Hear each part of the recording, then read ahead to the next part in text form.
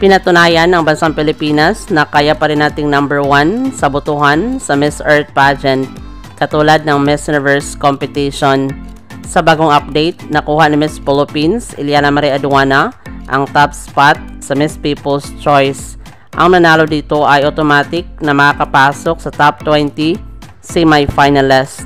Samantala, hanggang 8 PM ngayong araw lamang ang botohan at pwede pang makakahabol ang ibang kandidata. Sa kabilang banda, mamaya na ang Grand Coronation Night ng Miss Earth 2023 competition at inaasahan ng mga Pinoy pageant fans na may magandang placement sa Eliana Marie Aduana. Maraming salamat sa panonood. Para maging updated ka, huwag kalimutang mag-subscribe.